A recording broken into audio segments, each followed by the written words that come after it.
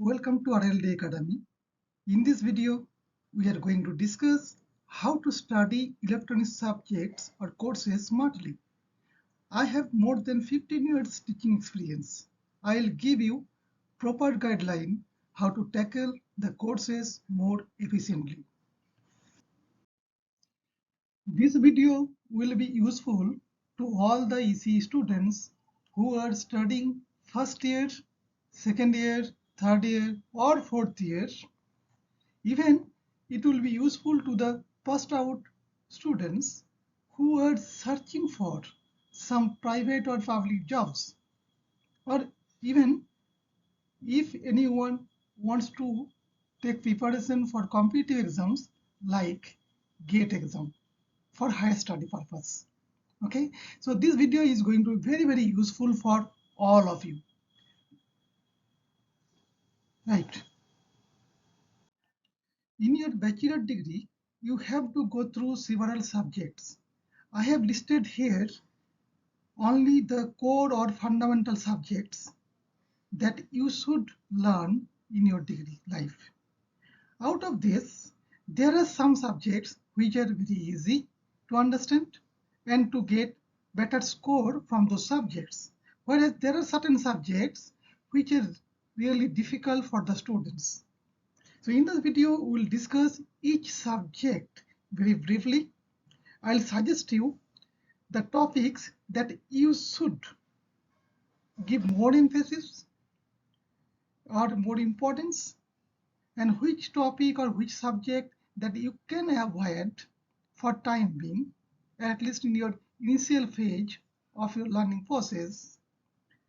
Okay, so that is the most important part here we'll discuss. Further, I'll suggest you some reference books for each subject, and if you go through those books, reference books, then probably you will get better ideas. So listen carefully. I think it will give you sufficient motivation to study these courses efficiently. The first subject, circuit or network theory.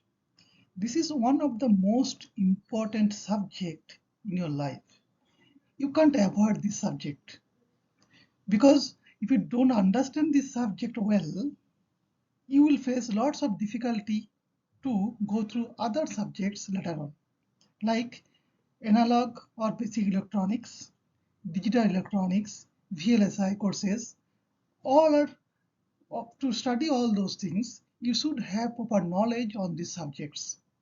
Okay, so if you are a BTech students and the first year BTech students, then obviously you should give more importance to these subjects at the first time only.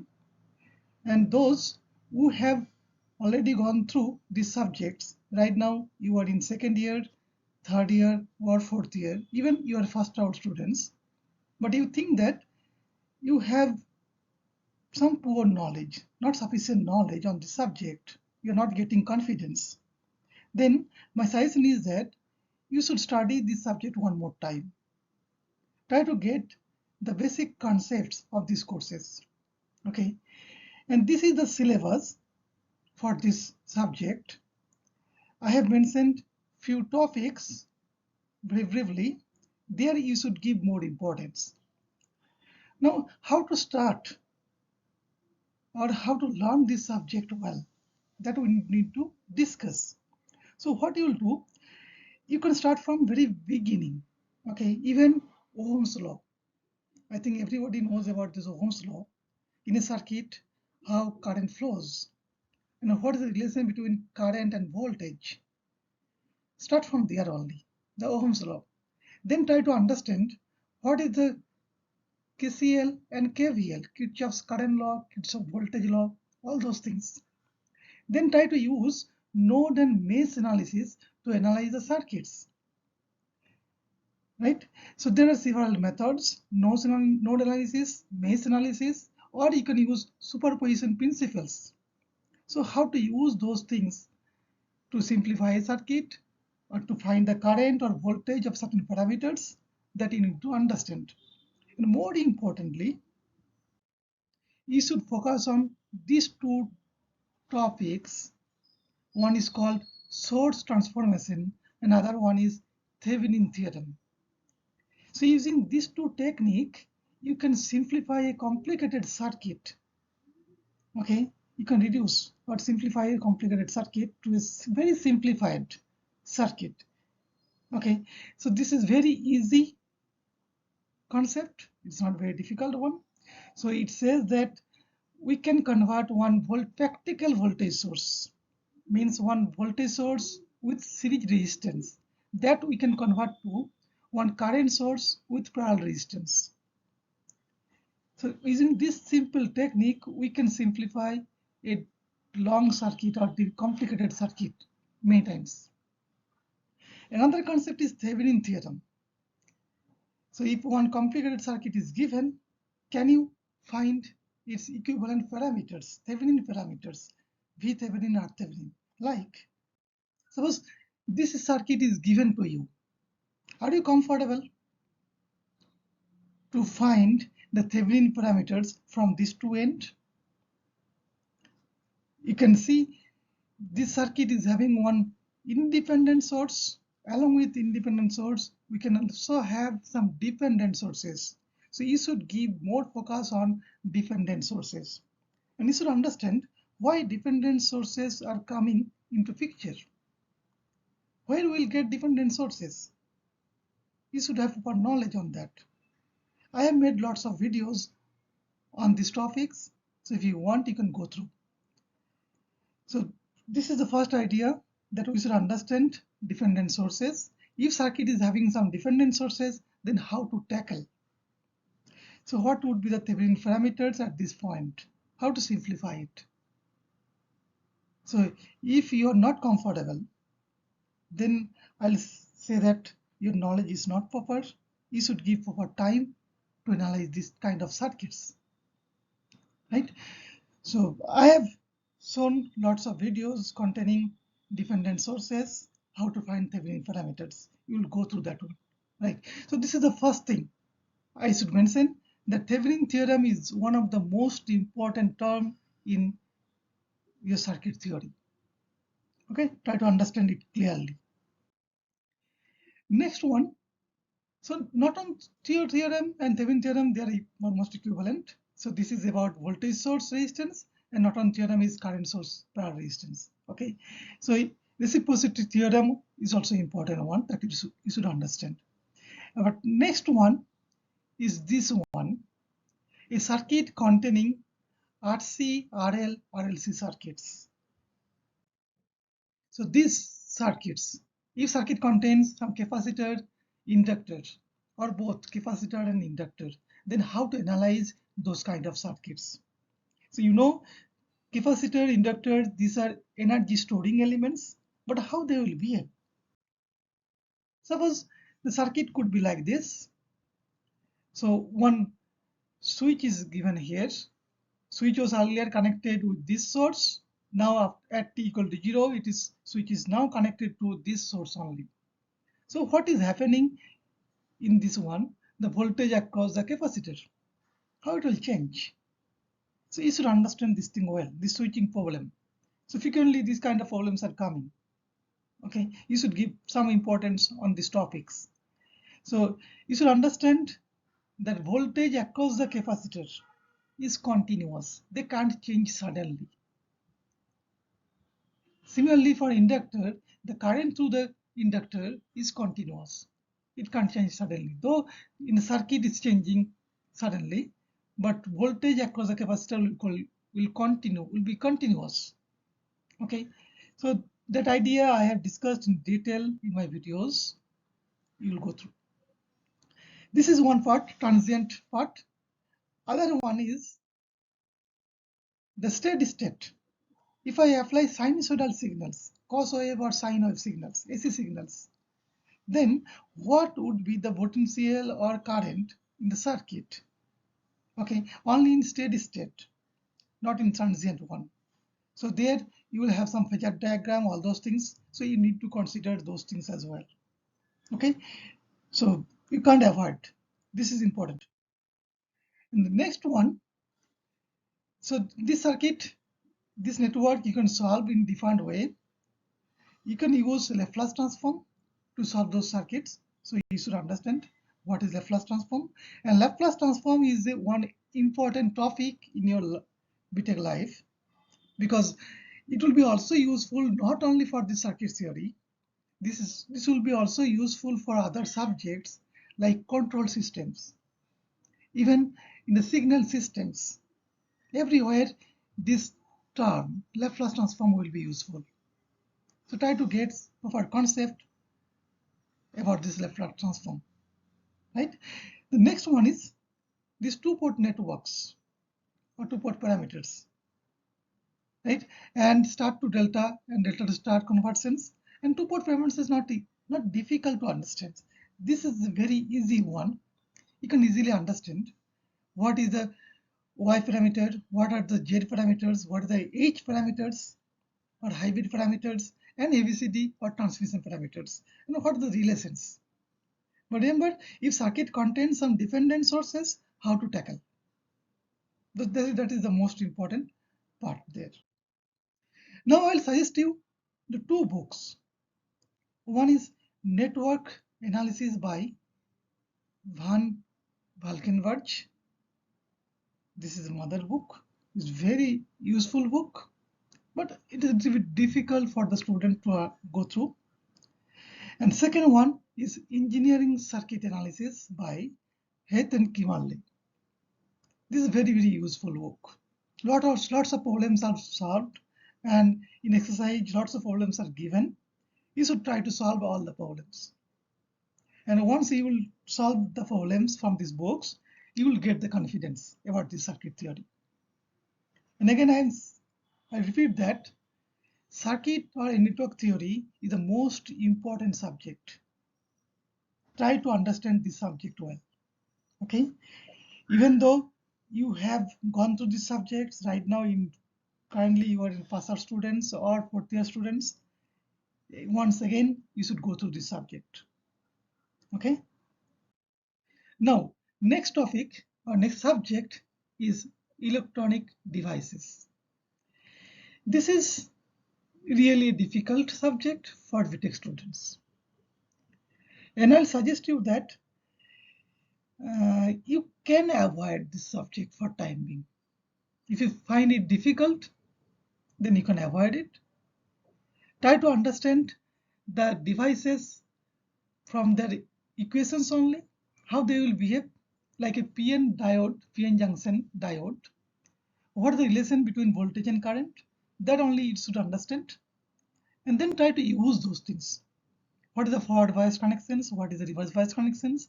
In forward bias, what is the relation? The current and voltage, like that. What are the applications of PN diode? Similarly for BJT, what are the applications? You know that BJT could be used in two broad applications. One is for switching, electronic switching, and another one is for amplification. Using switching, we can design some digital gates, and using amplifications, we can make some better amplifier. No, so voltage amplifier, current amplifier, those things we can make it. Similarly for the FET, MOSFET, JFET, all those things. Okay, so those things you can understand. So here you can focus on PN junction diode, BJT, bipolar junction transistor, and MOSFET. These are the most important part that you should focus on. And Zener diode as well. Zener diode basically used to get some stabilized circuits, voltage regulator circuits. That's how it is used. So that's also you should understand. And if anyone wants to understand this subject from beginning, then I'll suggest you should start from very beginning. Start from energy band diagram. Okay, like this one. That what is your valence band? What is your conduction band in semiconductor? And you should understand that this conduction band and valence band, they are separated by some gap. Okay, that's called band gap. So electrons in general in normal temperature without impurity, it's a pure semiconductor. Then electrons are full in this band, in Vance band, they will stay here only. But if you increase the temperature or if you add the impurity, then that electron can move to this conduction band. Now, once if it is in conduction band, then only it can help you to conduct the current. So those electrons are free to move once these electrons are coming to this conduction band. So that kind of simple concepts you should understand first, then you should go to the mathematics behind that. Okay, so here Fermi level, the concept of Fermi level is important. Like this is your PN diode. This is the N-type semiconductor. Right side is P-type semiconductor. Okay, in a semiconductor bar, one side is made N-type by adding pentavalent impurity. Okay, another side this is made as P-type semiconductor, adding some trivalent impurity. Right, that you should understand. And if you don't apply any potential, then this is the band diagram. That is important. This is a conduction band. This is your Vance band. Now you see at this junction, this is a transition. And if there is no potential is applied, then Fermi level is constant everywhere. It's flat. So whenever Fermi level is constant, that means there is no current flow. So this kind of simple ideas you should have. But whenever you will apply certain voltage, like this P end is connected to positive end, N is connected to negative end, then it is called forward biased. That time current will flow. So current will flow from this side to this side. But electron will move from N type to P type. So this is the motion of electrons. So negative terminal will supply the electrons and it will go through this barrier and then it will be collected at this plus terminal. Their main important thing is this to Fermi level, there's a change in Fermi level shift. Okay, so this kind of concept you should have, you should go through. Okay, so but this is really difficult area to understand. It's not very easy. Lots of mathematics will be involved there. So for time being, you can avoid. And I'd suggest you these two books. One is Solid State Electronic Device by Streetman. It's a very nice book. Anybody can go through. Okay. Another good book is Semiconductor Devices by SMG. This is really, these two books are sufficient. If you can go through any one of the book, it is sufficient. Okay. Next one is analog electronics. This is another important subject. If you want to become good engineer, electronics engineer, you should have proper knowledge on analog electronics. Okay, so those electronic devices that we can use in a circuit, and that circuit will be called as analog electronic circuits. Okay, so here we'll discuss these diode circuits, the circuit containing with diodes. These are used to rectify the AC signals mostly. So there are several other purposes, Clifford and Clamper circuits, okay, that you need to understand. And you should give more focus on BJT and MOSFET. These are two important topics, bipolar junction transistors and MOSFET transistors. They are used mostly for, as I said, that it could be used for amplifiers. So what is the amplifier? How signal is amplified in a circuit? If circuit contains BJT or MOSFET, then only you can expect that the signal will be amplified. AC signal will be amplified. Okay, but before that, you need to understand the biasing circuit. You should add additional circuits, elements, resistance, capacitor, all those things. Then only the circuit will behave properly. It can amplify the small signals properly. So this is the important area, amplifier, right? So for that, you should understand frequency response, current mirrors, and this is another one, differential amplifiers. Okay. Now, Suppose this kind of circuit is given to you, and if I ask you, can you analyze the circuit? Are you comfortable to understand this circuit? How many of you can understand this circuit right now? Please mention in the comments how you will feel. Are you feeling comfortable to analyze this kind of complicated circuits? This is one common emitter circuit, amplifier circuit. So you can understand that this is the major elements, the BJT, bipolar junction transistors. But to use this one, we need to add other circuit elements like this R1, R2, RL, RE, RC, RE. And also we need to use some capacitors. This is called coupling capacitor C1. This is called bypass capacitor C2. One more capacitor we can introduce here, the C3. So what is the purpose of these capacitors? Now what is the objective? Objective here is to get amplified output of this signal. This is our input signal. It could be any real signals like speech signal that I want to amplify through this device. So that will be available at this end. But this is the DC source. It will help you to bias this network, this circuit. So this BJT should be in active region, then only it can amplify. So you need to understand these three regions, the active, cutoff, and saturation region. Okay, so it should be clear to you. Further, this circuit, this device, BJT, it should be replaced by small signal model like this one. This is called pi model, a very simplified model I have drawn. Okay, now if you replace this one by this small signal model, and after that, can you analyze the circuit well?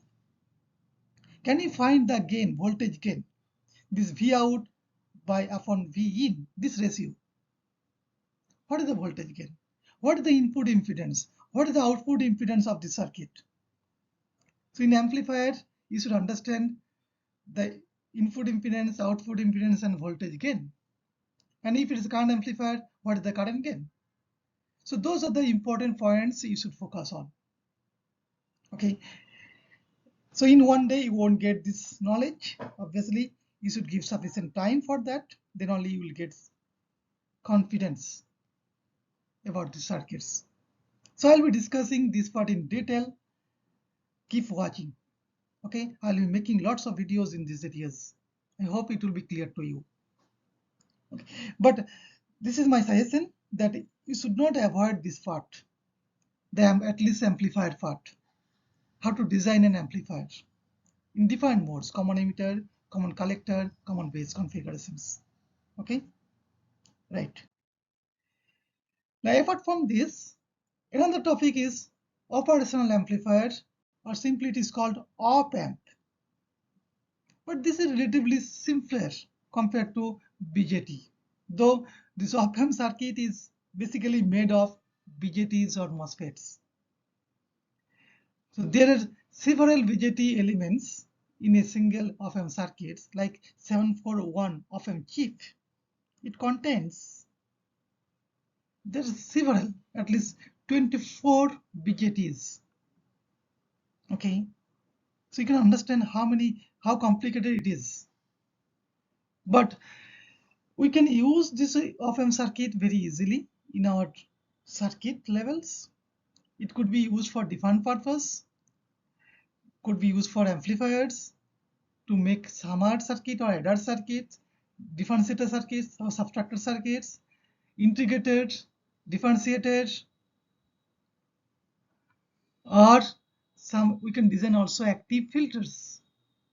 So you should understand. So this is one important term, filters. This concept is useful not only in electronics, it will be useful in many places, like the signals and systems. You will design good filters, low pass filter, high pass filter, band pass filter, using some signal processing concepts. We want to process the signal using the filters. some band of frequency should be eliminated and some band of frequency will be allowed to pass.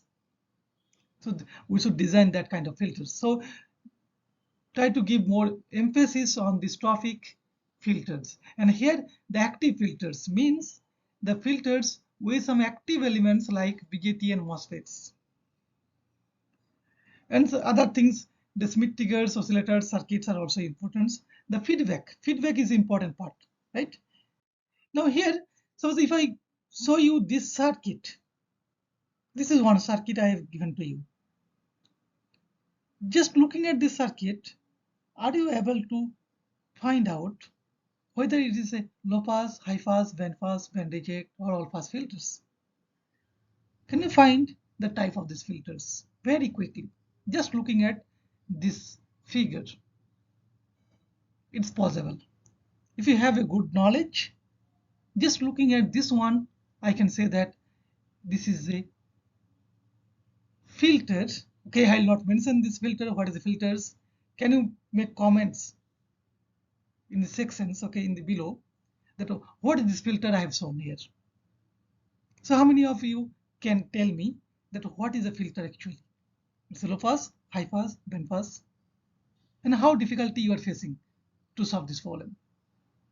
Okay, let me know in the comment section. Fine. So the books, regarding the books, I referred, I suggest you these 3 books. The first book I'll mention, that Microelectronic Circuits, is a very good book, excellent book by Sedra and Smith. I know it's a lengthy book. It's very difficult. It's a little bit hard for you to go through all the pages of this book. But some important areas from this book you can try to understand. Like feedback. Feedback is excellent here. Okay. In detail it is discussed. Different type of topologies. So in circuit is given, generally one network is given, and you have to identify whether what type of feedback it is there. Is voltage siege feedback, voltage shunt feedback, current siege feedback, current shunt feedback. So what type of feedbacks are there? And how input impedance, output impedance are modified. Those concepts are discussed in detail in this book. Okay. Another good book is Microelectronics, Circuit Analysis and Design by Niemann. A similar kind of books, so you can go through any of these books. But I'll prefer Sedda and Smith book. Okay. Another book is regarding this operational amplifier. You can go through this book, Franco. This is one book you can refer to. There are other books also. There are several books for op-amp. Any one book you can go through. Next one is digital electronics. This part is very easy one. Students finds this part very easy. Okay, I think you will consider this thing as a very easy course. And this is regarding the binary numbers. First, you should understand the binary numbers, the Boolean algebra, then how to minimize this Boolean algebra expressions, all those things, functions, Carnot maps, those things you should give some importance on that initially. Then how to design the logic gates. There are several logic gates, AND gate, OR gate, XOR gates, how to use all those things to design some arithmetic circuits, encoder, decoder, all those things, multiplexers, the registers. So these are easy parts in digital electronics. I think anybody can go through this one. You'll find difficult. So as it is an easy one, if any questions are coming from this topic, you'll be able to handle it. So my suggestion is that go through this subject well, try to understand well, get everything so that you can solve any problem from these topics. This is relatively easy. Little bit difficult area is sequential part. The first part is combinational part. Second part is sequential part, which will contain some flip-flops. Okay, D-type flip-flops, JK flip-flops, T-type flip-flops, those things are there. And using the flip-flops, we can design the counters, registers. This is a relatively difficult area. Okay, and most difficult area is this one, the finite state machine. Okay, that you can avoid for time being. Finite state machine, it's relatively difficult for electronic students. But this is one important area for computer science students. They should understand this thing well. Okay, finite state machines. Okay, so this part you can avoid. Another part, easy part is ADC and DAC. A to D converters, analog to digital converters, and digital to analog converters. These are not difficult at all. Okay, you can solve few problems from A to D and D to A converters. So you should go through some books. And the other parts, the memories, how to design the memories, ROM, RAM, DRAM, SRAM, these are a little bit difficult. If you enjoy microprocessors kind of things, then this part will be useful for you. Okay, the machine instructions, addressing modes, ALU, how to design all those things will be useful. Okay, so I'll skip all those things. I'll suggest you at least to consider the first part, the conventional circuit. That part is very easy to handle. You can go through. And some part of sequential parts like flip-flops, D-type flip-flops, JK flip-flops, SR flip-flops, or T-type flip-flops, right? How to design several counters, synchronous counters, asynchronous counters, right? I'll suggest you these two books. The first book is The Modern Digital Electronics by R.P. Jain. It's a very nice book, easy book to go through. And more detailed book that I prefer, that is by Anil Kumar Maini, A.K. Maini. So this book is excellent book. Okay, if you go through this book, you will get every idea. Especially this book is good for this counter part, registers, shift registers, all those things. Okay, fine. So next, this topic, signals and systems. Most of the students are scared by this subject, signals and systems. They're thinking it is very difficult subjects. But in my opinion, it is not that much difficult. This subject is not that much difficult, and you should not avoid this subject. Though initial phases you will find difficulty to go through these courses, but you should focus on some few topics to understand the signals and system courses. You should start with the signals. What are different kind of signals? Okay, some continuous signal, discrete signals, the periodic signals, aperiodic signals, okay, random signals. How to define all this thing? Then how to define the energies, energy, power. Okay, those things are very easy, not very difficult.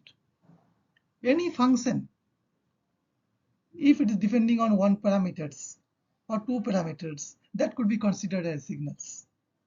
Okay, those signals are very easy to understand, but the one major concept is the frequency content of the signals. How to understand the frequency content of the signals? If it's a periodic signal, then you can understand that the signal will repeat after a certain time. Okay, that time is minimum time is called time period.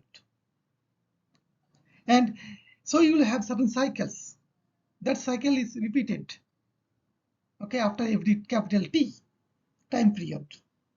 So in 1 second, how many cycles you will get? And that is your fundamental frequency.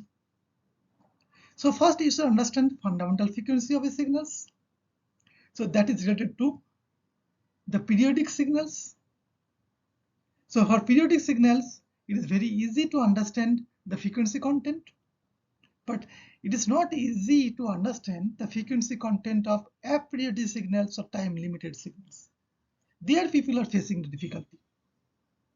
Okay, so most difficulty is to understand the Fourier transform. The Fourier series is one concept, relatively easy. It says that any periodic signal can be decomposed in sinusoidal components, sine and cosine terms, with fundamental frequency and its harmonics. But how to extend this Fourier series idea to Fourier transform? There people are facing difficulty. So I'll make a video on this topic, though I have made lots of videos on these Fourier transforms. So it is a little bit mathematical, but before going to the mathematics, you should understand the basic concept of Fourier transform. What is the frequency? How to identify the frequency of a periodic signal? What is the meaning of this? Okay. Then sampling theorems, all those things, DTFT, everything will be coming. Convolutions. So convolutions is another important part there. Okay, LTI systems. So I have discussed this thing in detail in my channel. So lots of videos are already made. You can go through. So first video, you can go through this one, the Fourier series analysis. And so on playlist, you will get it. Fourier series and Fourier transforms. These are few good videos. And if you go through this video, that Fourier transform, you will get everything. I have discussed how to solve a difficult problems, very difficult problems, using from these Fourier transforms. So all the properties of the Fourier transforms I have discussed, how to use those properties in an efficient way to tackle those problems. Those strategy I have discussed in detail. This is a lengthy video, 1 or 30 minutes about, but it will be useful to you if you want to appear some competitive exams like GATE. Especially it is useful for those. This video, several videos are there. Another video you can go through immediately. You see that it is so easy. It's not difficult to understand what is linear system, what is non-linear systems. Very easy things. Okay, you can go through these things.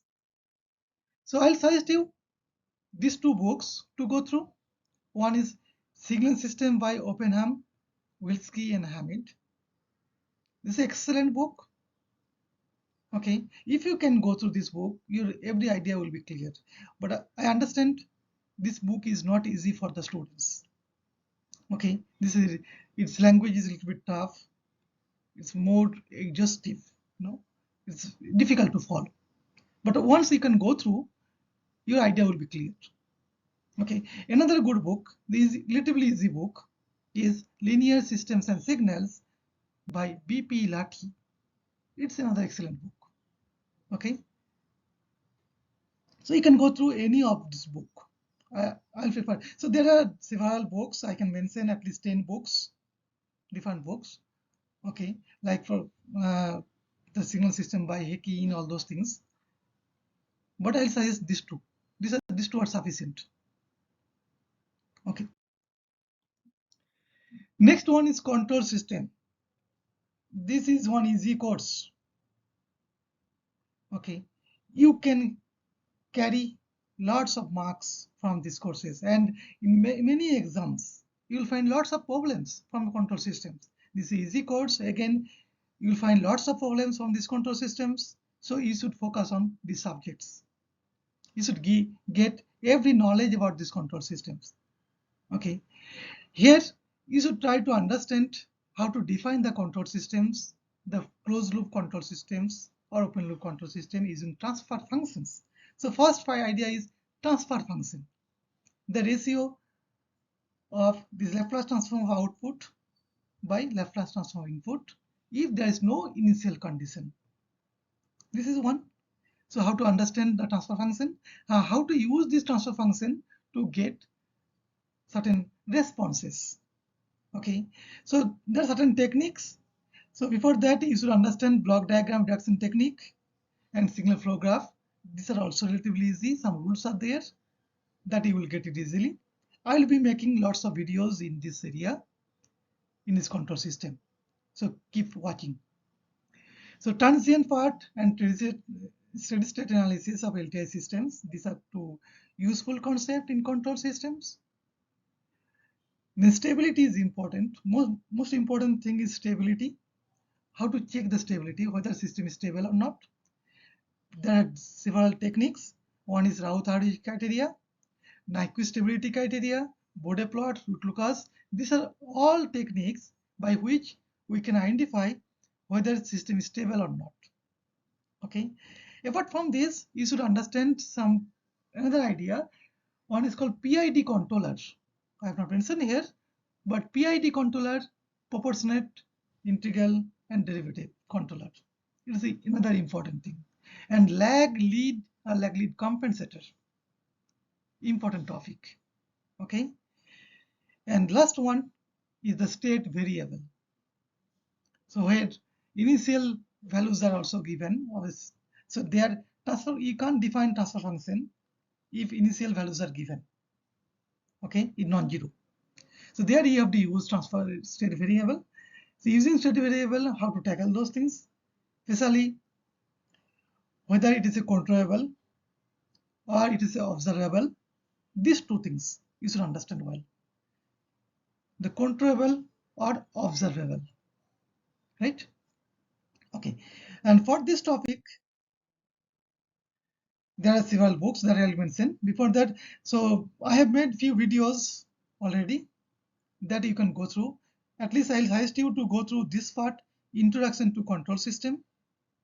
And it's a very nice video. You will get the motivation to go through this video well, to go through these subjects. I've also made few videos to solve some problems from different areas, root locus and Nyquist plots. But if you have certain idea, then only you can go through. Otherwise, you can skip right now. The books we will prefer, I'll suggest these two. One is by Nagrat and Gopal. It's an excellent book, very easy book to understand. I'll suggest this one first. And if you understand better, then you can go through the second book by Coe, Benjamin C. Coe. Okay, but I think this book is sufficient. Control System Engineering by Nagrat and Gopal. It's a nice book. Now, about communication. So both analog and digital communication. Here we are talking about analog communications mostly, and digital communication also you will get these things. So two type of communications will be there. So if you understand signals and system well, then probably you can find this course, communication course, relatively easy. If Fourier transform is clear to you, then you can understand what is modulation, because one properties of Fourier transform is modulation. Okay, and what is the need of modulation, everything that you should understand from here.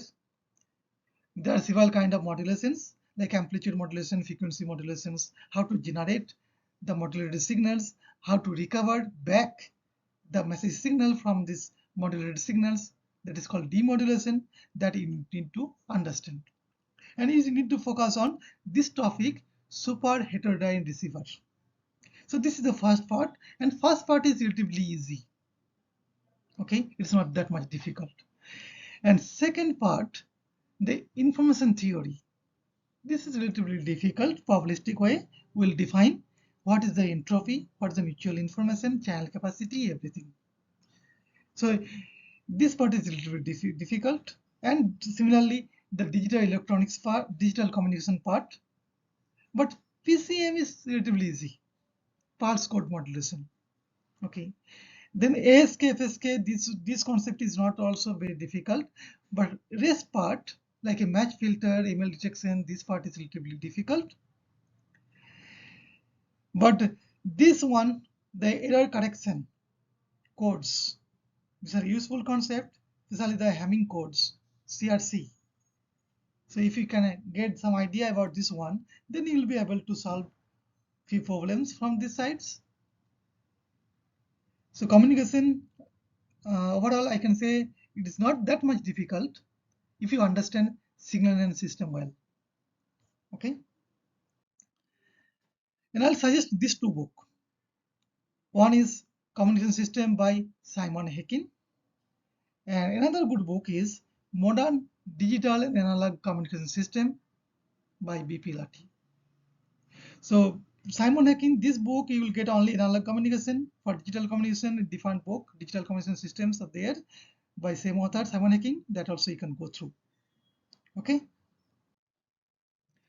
Now this one, EM theory, electromagnetic theory and antenna. It is another scary area for the students. Students face lots of difficulty in this area. This is because here we need to have certain knowledge on vector analysis, and that they are not having. So if you have proper knowledge on vector analysis, how to combine two vectors, how to add two vectors, okay, and then those vector analysis, one is different fields, because electric fields, magnetic fields, we should understand in a better way. Here most important topic is the Maxwell equation. If you can understand this Maxwell equation well, then I think 30% job is over. Okay, so Maxwell equation, those four equations, if you can understand well. Okay, but to understand this Maxwell equation, you have to understand other things like Gauss law. Okay, other Biot-Savart law, everything will be connected. The next one is wave equations. You should understand. In an electric field and magnetic field, they will vary, and then only you will get on wave equations. What are the equations for this wave part? And pointing vectors, in which direction wave is flowing, the energy is going through. So those things, E cross H, the pointing vectors, that you should understand. Then another relatively easy area is reflection and refraction. But once this Maxwell equation, this thing is clear, then only you'll be able to understand reflection and refraction and polarizations. Okay, but these are the useful things. But apart from this, another area is there that is called transmission line. That is very much useful. You should not avoid.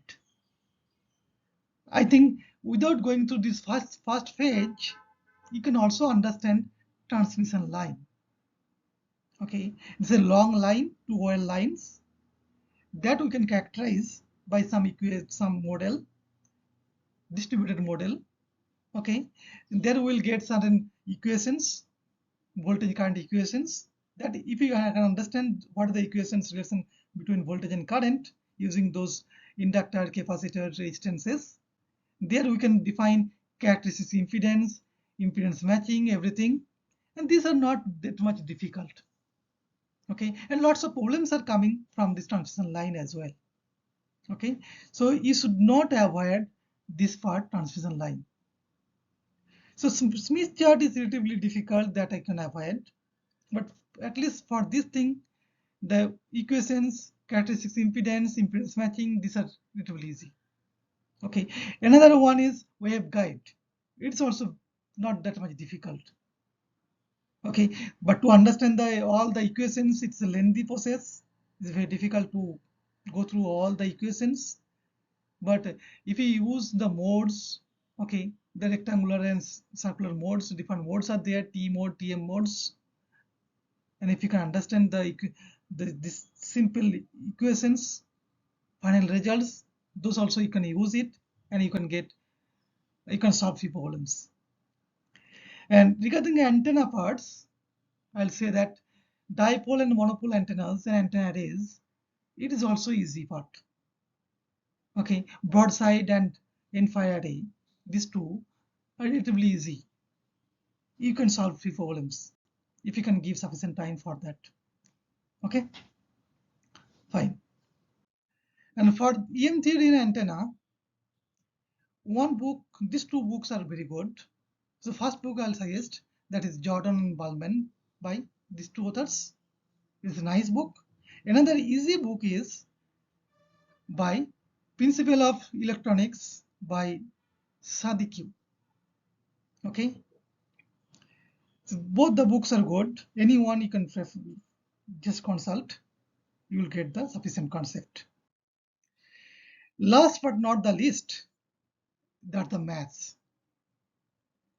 So if you want to get your bachelor degree, if you want to become successful engineers, maths will be always with you. You can't avoid the maths. You should have proper knowledge on maths.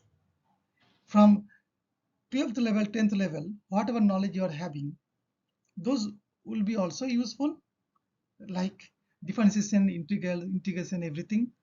Every time it will be useful. Along with that, you need to add these few things. The linear algebra at least. What is the vector space, basis vectors, linear independence, what is the meaning of linear independence vectors, okay?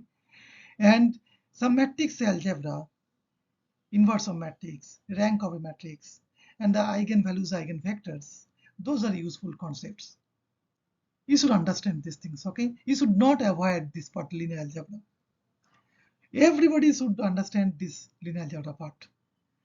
And then the calculus, you understand that, okay, it will be there, the integral part, integration, differentiation, how to compute the volume, how to compute the area, everything will be there. In differential equation is given, first order differential equation, how to solve all those things, okay? Because this kind of solutions are useful in different areas. In EM theory, you will find, in signal system, you will find, in control system, you will find, everywhere. Even in circuit theory, you will find these things. In RC circuit or L circuit, you will get first order, second order circuit, how to solve those things. Okay, so those are the important things. Partial derivative, right? And another part is that already I've said, vector analysis. Because this will be useful for your EM theory part.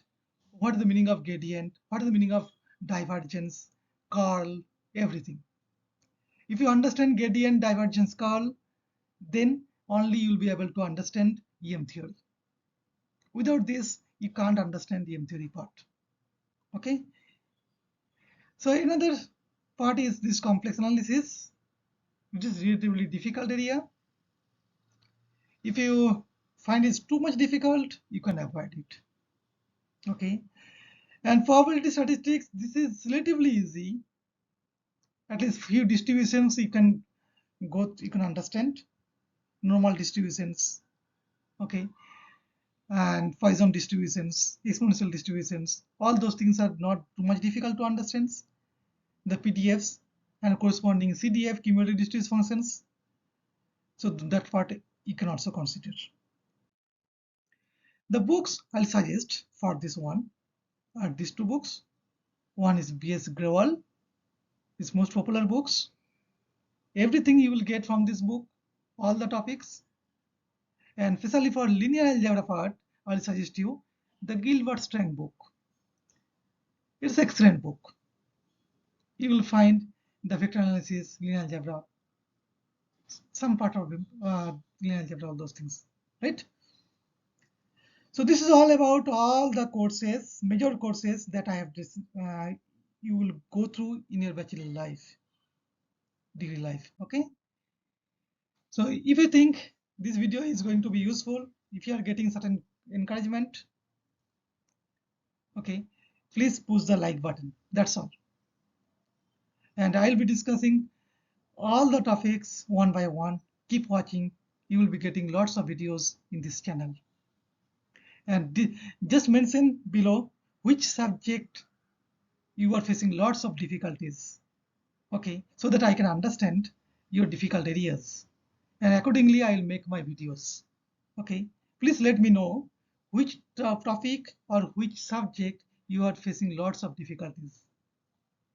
I'll give more importance to those topics. I'll make more videos on those topics. More problems will be solved for those topics, okay. So please let me know in the comment section which topics you are facing most difficulties, okay. Thanks for watching.